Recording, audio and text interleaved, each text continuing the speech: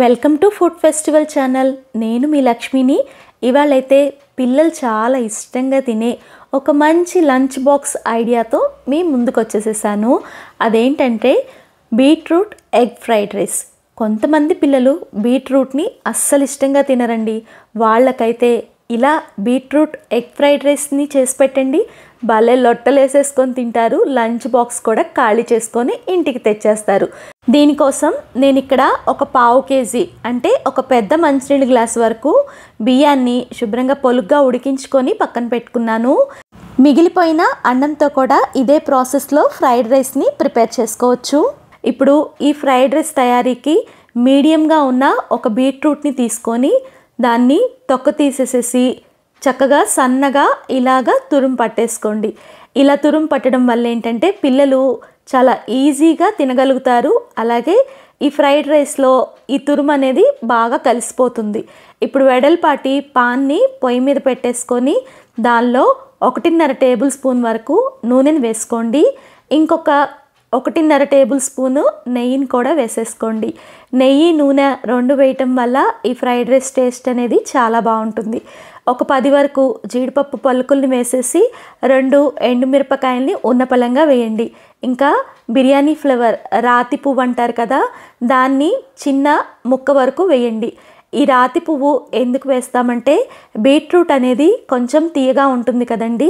రాతి పువ్వు వేయటం వల్ల ఈ ఫ్రైడ్ రైస్ టేస్ట్ బాగుండడంతో పాటు కొంచెం ఘాటు కూడా వస్తుందని.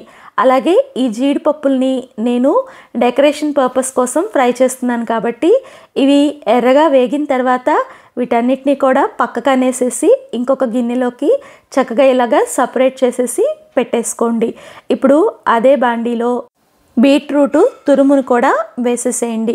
బీట్రూట్ తురుము వేగటానికి ఒక పావు టేబుల్ స్పూన్లో సగం వరకు పసుపు, అలాగే 1 టేబుల్ స్పూన్ వరకు ఉప్పుని వేసేసి ఒకసారి ఇదంతా కూడా బాగా కలిసే విధంగా మిక్స్ చేసుకోండి.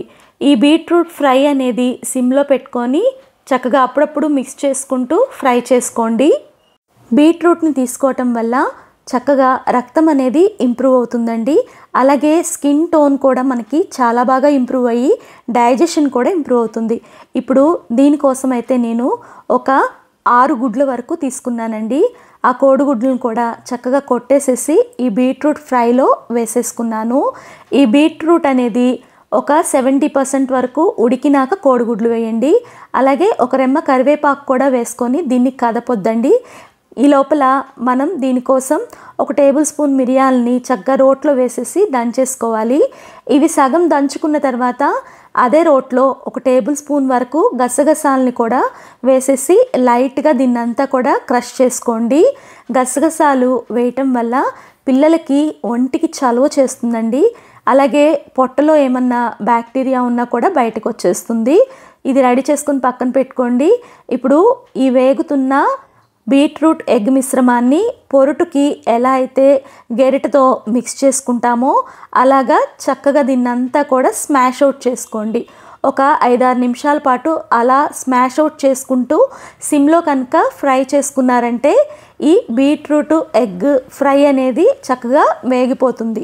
ఇప్పుడు ఇలా వేగిన తర్వాత దీంట్లో 1 టేబుల్ స్పూన్ నిండుగా కారాన్ని వేయండి.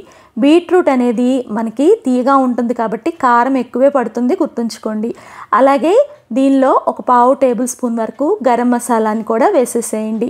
ఇదంతా కూడా ఒకసారి బాగా గరిటెతో మిక్స్ చేసుకొని సిమ్లో ఒక 2-3 నిమిషాల పాటు ఈ ఎగ్ మిశ్రమానికి ఇవన్నీ పట్టేలాగా ఫ్రై చేసుకోండి.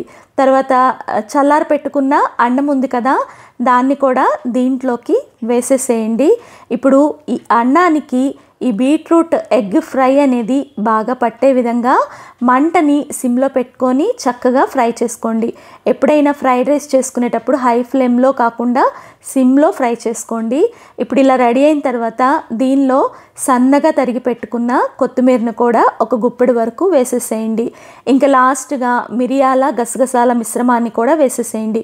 ఎప్పుడైనా ఫ్రైడ్ రైస్లో మిరియాల పొడి లాస్ట్లో వేస్తేనే మనకు ఆ ఘాట్ అనేది బాగా తెలుస్తుందండి. ఇదంతా బాగా కలిసే విధంగా ఇంకొకసారి గరిటెతో 2-3 మినిట్స్ పాటు ఫ్రై చేసుకోండి. అంతేనండి, చాలా టేస్టీగా ఉండే బీట్రూట్ ఎగ్ ఫ్రైడ్ రైస్ అనేది రెడీ అయిపోయింది. ఈ ఎగ్ ఫ్రైడ్ రైస్ని తీసుకోవటం వల్ల సీజనల్గా వచ్చే దగ్గు జలుబు చక్కగా తగ్గుముఖం పడతాయండి. ఎందుకంటే దీనిలో మనం మిరియాల పొడి గసగసాలు వేసాం కాబట్టి. మీరు కూడా ఈ బీట్రూట్ ఎగ్ ఫ్రైడ్ రైస్ని తప్పనిసరిగా ట్రై చేసి మీకు ఎలా వచ్చిందో కామెంట్ చేయండి.